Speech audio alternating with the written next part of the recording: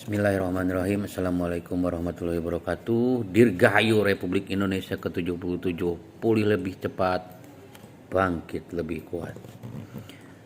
Selamat pagi teman-temanku semuanya. Salam sejahtera untuk kita semuanya. Pada hari ini saya akan mensosialisasikan panduan akreditasi dari Starkes ya. Bab 2 HPK hak pasien dan keluarga.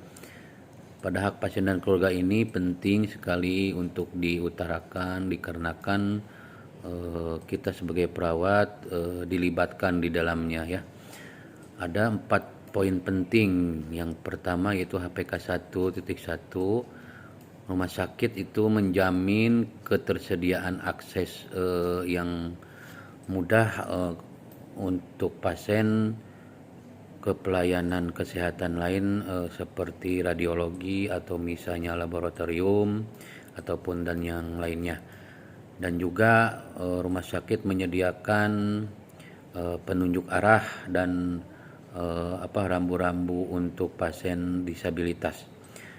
Pada HPK 1.1 ini juga Pak rumah sakit menyediakan pernyataan tertulis ataupun tidak tertulis ataupun berupa informasi seperti di mading ataupun berupa banner tentang hak dan tanggung jawab pasien ya. Nah, kemudian di HPK 1.2 rumah sakit juga harus mempercayai kepercayaan pasien dan martabat pasien seperti adanya bimbingan rohani untuk pasien-pasien tertentu, misalnya untuk pasien pre-op atau post-op ataupun pasien-pasien dengan keadaan kritis seperti di ICU ya. Yang HPK 1.3-nya yaitu rumah sakit menjamin tentang kerahasiaan informasi atau privasi pasien tentang penyakit ataupun perawatan selama di rumah sakit. Untuk HPK 1.4-nya rumah sakit juga melindungi harta benda pasien dari hal-hal yang tidak diinginkan. Untuk itu kenapa pengunjung rumah sakit harus dibatasi 1 atau sampai 2 orang, yaitu untuk menghindari hal-hal yang tidak ditentukan. Nah, untuk 1.5-nya rumah sakit juga harus menjamin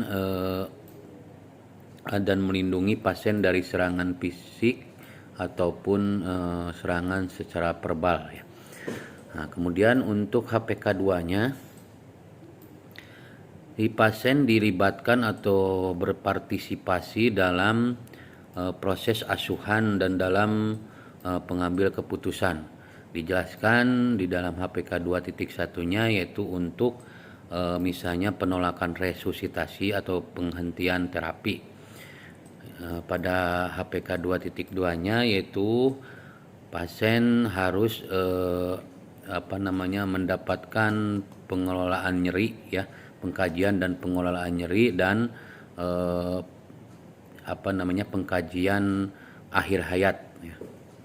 Nah, untuk HPK 3-nya yaitu di situ dijelaskan jika pasien dan keluarga berbeda pendapat dalam atau ada keluhan dari selama perawatan, itu harus difasilitasi oleh rumah sakit ya dalam prosesnya. Nah, untuk HPK 4-nya yaitu tentang persetujuan pasien atau informed consent saat si pasien awal rawat inap. Jadi harus ada informed consent-nya. Harus dijelaskan informed consent ataupun misalnya pasien dengan operasi atau mau pre-op ya. Harus dijelaskan tindakannya apa, kontraindikasinya apa, dokternya siapa, dan untuk misalnya di kita ada mahasiswa praktek misalnya, itu juga harus mahasiswa praktek atau misalnya dokter yang praktek atau koas juga itu harus harus dijelaskan kepada pasien pada awal IMCOM konsen awal rawat inap. Nah, dan untuk HPK 4.2 itu IMCOM konsen difasilitasi untuk pemberian kuasa kepada pasien, misalnya si pasiennya tidak bisa memberikan persetujuan, jadi harus dari keluarga terdekat, itu entah suaminya atau anaknya ya. Nah, mungkin hanya itu dari untuk sosialisasi bab HPK. Mudah-mudahan teman-teman bisa memahami dan mengertinya. Billahi taufiq wal hidayah. Wassalamualaikum warahmatullahi wabarakatuh.